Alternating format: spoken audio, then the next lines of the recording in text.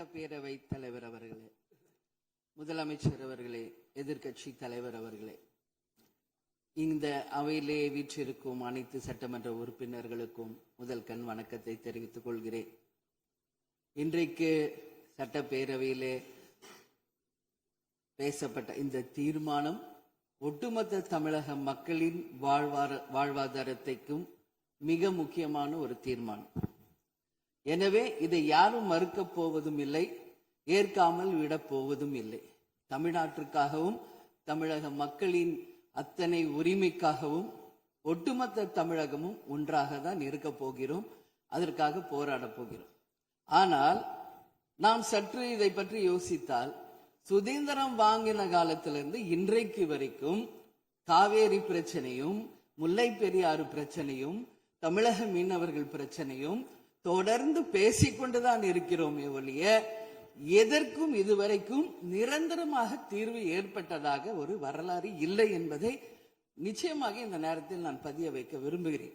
இதற்கு எந்த குறிப்புகளோ படிக்க வேண்டிய அவசியம் இல்லை. இது உணர்வு, நம் மனதிலே ஆழமாக இருக்கும் நம் உணர்வை பதிய வைக்க வேண்டிய இடம் இந்த சட்டமன்றம். இந்த சட்டமன்றமே தமிழக மக்களுக்கானது. தமிழக மக்களின் வரி பணத்தில் நடத்தப்படுவதுதான் இந்த சட்டமன்ற இந்த கூட்டங்கள் எல்லாம். அப்படி இருக்கையில் தமிழக மக்களின் உரிமையை நாம் ஒவ்வொரு முறையும் நம்மை சுற்றி இருக்கின்ற மாநிலங்களிடம் போய் கேரளா, கர்நாடகா, ஆந்திரா, இன்னொரு பக்கம் மீனவர்களுக்காக ஸ்ரீலங்கா என்று தொடர்ந்து கேட்டுக்கொண்டுதான் இருக்கிறேமே ஒழிய தன்னிறைவு பெற்ற ஒரு மாநிலமாக தமிழ்நாடு என்றைக்கு வரப்போகிறது என்பதை தான் நான் இந்த நேரத்தில் சிந்திக்கிறேன். ஏன்னா நம்மை சுற்றி இருக்கின்ற நமது தலைவர்கள் எல்லாருமே இந்த பிரச்சனைக்காக, அம்மையார் புரட்சி தலைவர் ஜெயலலிதா அவர்கள் காவேரிக்காக உண்ணாவிரதம் இருந்தாங்க, முதலமைச்சராக இருந்து.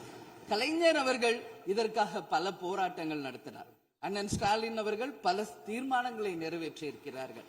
அது மட்டும் இல்லை, இதுவரைக்கும் முதல்வராக இருந்த அத்தனை பேருமே இதற்காக நாம பேசி இருக்கிறோம், போராடுகிறோம், சட்ட ரீதியாக நாம் அதற்கான தீர்வுகளை காண்கிறோம். அது மட்டும் இல்லை, காவிரி மேலாண்மை ஆணையம் ஒரு தீர்ப்பு சொல்றாங்க, உச்ச நீதிமன்றம் ஒரு தீர்ப்பு சொல்றாங்க. எதுவும் பேசியும் இதுவரைக்கும் தீர்வு இல்லை. இப்பொழுது முதல்வராக பதவியேற்றிருக்கும் சிவகுமார் அவர்கள் சொல்றாரு, நாங்க பேச தயாராக இருக்கிறோம் என்று. நமது முதல்வரும் சிவகுமார் அவர்களும், நான் என்ன சொல்றேன், இது எல்லாரும் மக்களுடைய, இப்போ இந்த அவை இது முக்கியமான சட்டமன்றம். இங்க வந்தவொன்னு எல்லாருக்கும் என்ன கொடுக்கறாங்க? தண்ணி தான் கொடுக்கறாங்க. அப்போ ஒவ்வொரு மனிதருக்கும் தண்ணி தான் முக்கியம். இன்னைக்கு காவேரி தாயின்னு தான் நம்ம சொல்றோம். ஒரு தாயின் ஒரு குழந்தைக்கும் எப்படி தாய்ப்பால் இன்றியமையாதோ அது பாருங்க, அத்தனை பேரும், அது விவசாயிகளா இருக்கட்டும், குடிமக்களாக இருக்கட்டும், இங்கு மிக முக்கியமானது குடிதண்ணீர். நீரின்றி அமையாது இவ்வுலகு. அதனால முதல்வர் அவர்களே, உங்களை நான் கேட்டுக்கிறது, எப்படி மின்மிகை மாநிலமாக தமிழகத்தை உருவாக்கணுமோ அது மாதிரி மின்மிகை நீர் மேலாண்மையை நாம் நிச்சயம் உருவாக்க வேண்டும் என்று கேட்டுக்கொள்கிறேன். மழை நமக்கு ஒரு கொடை, கடவுள் கொடுத்தது.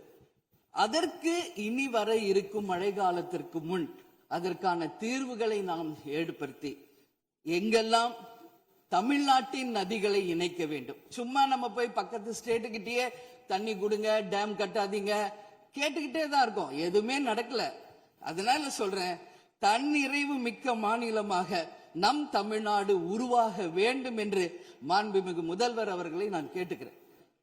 தமிழ்நாட்டில் இருக்கிற நதிகளை நாம் இணைப்போம், எல்லா இடத்துலையும் தூர்வாருவோம். வரப்போகும் மழைக்காலத்திற்குள்ள அந்த நீரை எப்படி சேமிக்க வேண்டும் என்பதை நாம முடிவு செய்யணும்.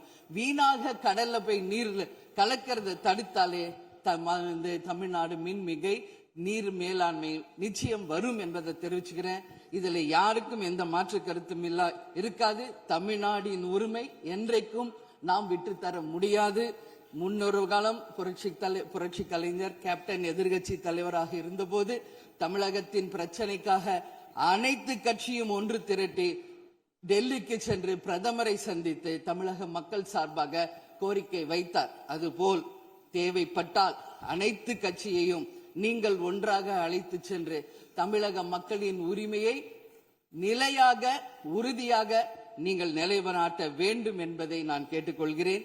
எனவே தேசிய முற்போக்கு திராவிட கழகம் என்றைக்கும் தமிழ்நாட்டின் உரிமைக்காகவும் தமிழக மக்களின் உரிமைக்காகவும் உறுதியாக மேகதாதுவில் அணை கட்டக்கூடாது என்பதிலும் எந்த மாற்று கருத்தும் இல்லை.